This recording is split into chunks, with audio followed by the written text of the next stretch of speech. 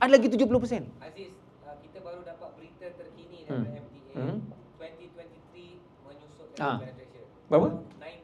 19%. Because population and situation. Because of population dengan economic punya situation. You nampak tak? Sebenarnya banyak kerja kita ni. Banyak kerja maksudnya apa? Banyak peluang. Sebab tu kalau orang tanya saya, kan, dia tanya tadi dia tanya saya kan, tidur berapa jam? Saya record saya punya tidur. Saya record saya punya tidur. Mula saya tak tahu sebab saya pakai jam ni kan. Tiba-tiba dia record saya punya ejen lah. Cik boleh tahu tak? Tahu cik record tidur. Cik boleh tengok cik punya tidur. Oh, Aziz pakai iPhone Tak, dia pakai smart. Ayat je belum. Average ni lah. Average 5 hingga 6 jam. And average 5. Sehari. Average 5. Okay, you pernah dengar Dan Pena punya talk tak? Dan Pena. Nanti you cari Dan Pena.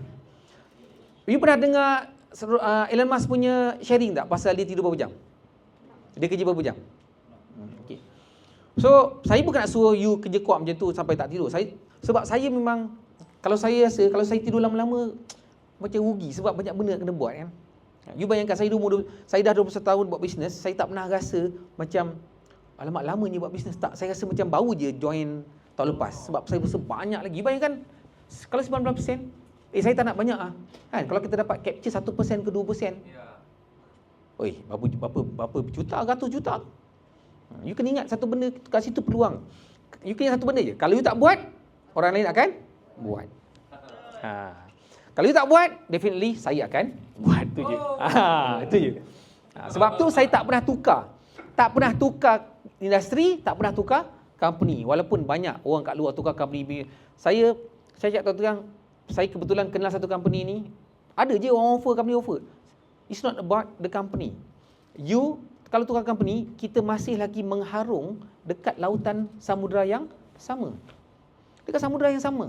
Kena bantai dengan ombak yang sama, kena tiup dengan badai yang sama, sama je. Cuma berlainan kapal.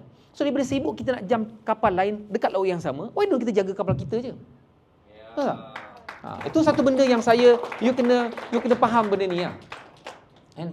Sebab tu saya memang clear cut benda ni. Kan? Cukup. Mana-mana company takaful sebab semua govern by negara. Sama je. Kalau ada, of course lah ada lebih sana sikit, sini sikit. Tapi dia takkan perfect, satu company paling perfect tak ada. Mesti akan ada lebih kurang, lebih sana kurang sikit. Bagaimana kita maneuver kita punya team, itu lagi penting. Kan? Kalau tak ada rezeki, cek orang lain. Banyak lagi kan. Ada lagi 80% lagi yang tak tap. Okay. So, ke sini ke business mindset. Ni nombor satu. Nombor mula, buang salary mindset dengan business mindset. Dia ada banyak benda-benda yang saya nak share, tapi saya akan ambil yang paling kokoh je. Kalau you buat benda ni, the rest senang lah. Umpama yang kepala-kepala lah. Kepala betul, ikut-ikut je. Okay. So now, saya nak tanya. Kebanyakan, kalau you nak tahu kan, sekarang ni, cik, macam mana saya nak tahu orang tu business mindset dengan salary mindset? Kalau agent, senang je. Okay. Kalau dia jumpa you, kalau dengan you, tengok. Dia ni jenis jumpa you yang suruh jumpa ke ataupun dia volunteer nak jumpa you? Tak belajar. Yang pertama. Yang kedua, bila jumpa you, dia banyak cerita benda yang best-best ke ataupun cerita benda tak best? Saya punya mentor dulu.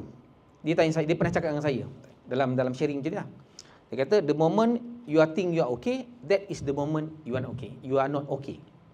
So from that time, saya dah tahu dah. Kan? Saya tak akan pernah boleh rasa okey. Sebab tu kalau orang tanya saya, you okey tak? Tak okey. Bukan tak okey sebab tak syukur. Sebab tak okey sebab kita tahu banyak benda lagi kita boleh improve.